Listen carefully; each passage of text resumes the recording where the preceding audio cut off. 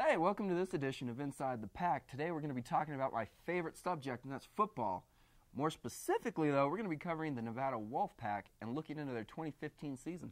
Yes, and also we'll be taking a look at the recently completed Pro Day, which was conducted here at Reno, and as well as the outlook for the 2015 season with the schedule and Brian Polian's third year as head coach of the Pack. We're going to be looking at this and more on this episode of Inside the Pack.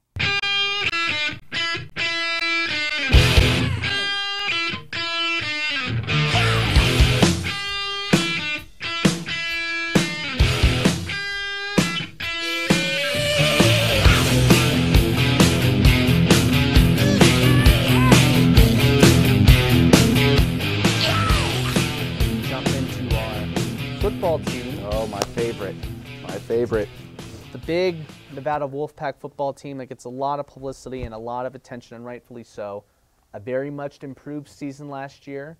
Some close games, some tough losses. Couple stick out.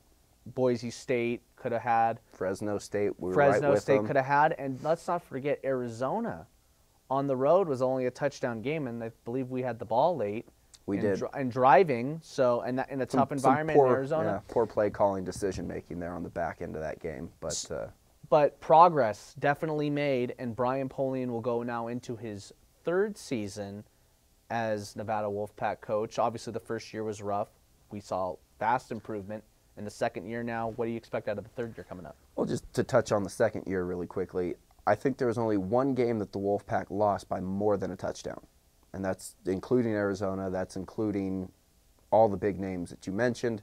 Only one game where we lost by more than 7 points. And I believe that was Fresno or Boise, one of those two. But regardless, they are a competitive force in the Mountain West. We saw a lot of good teams emerge last year. We saw Colorado State come out, Boise State, the perennial powerhouse of the Mountain West, always a good team.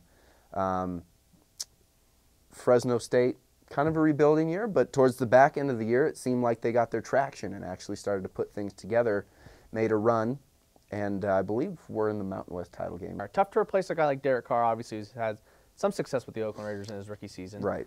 But now, speaking of replacing quarterbacks, the Nevada Wolfpack will be without their starting quarterback next season, who has moved on to the NFL draft. Possibly. He's in there. He had his pro day, and we were both there. And right. Why don't you? What were your thoughts about Cody's pro day? You know, a lot of people were saying that he bettered his stock with his pro day. I was not as impressed with how he performed. He did complete 50 of his 55 with a mild wind blowing, which anyone who lives in Reno understands that that's always a thing. So there were a lot of passes that he received help on. So those numbers easily could have dropped to ballpark maybe 47, 45 out of the 55, which, you know, is significantly worse than missing 5 throws. But what I did see and did like out of it was he took a lot of snaps under center, looked very comfortable.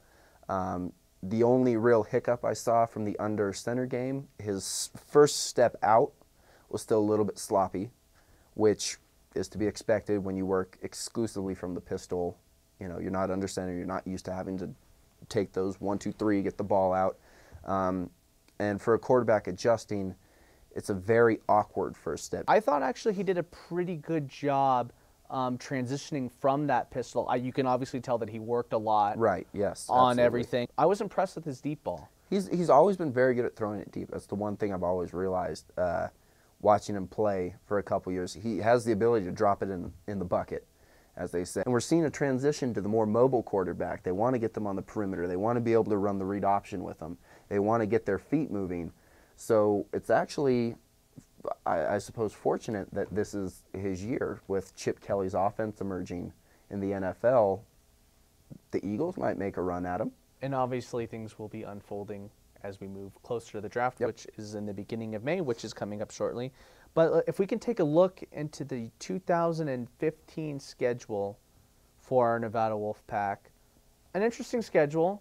Murderer's Row the first couple weeks. Yeah, we're going to have 4 tough games. Arizona will be coming in. That's probably the headline home game. And then week 1 of the Mountain West season believe it or not. We fight for the cannon. The cannon is on the line in week 1, so that'll be really interesting. And I was disappointed to see no Boise State on the schedule. Yeah. Kind of maybe the top rivalry for Nevada in the Mountain West. You could argue UNLV, but a lot of UNLV won because of the big trophies on the line, the big cannon. But definitely a close second.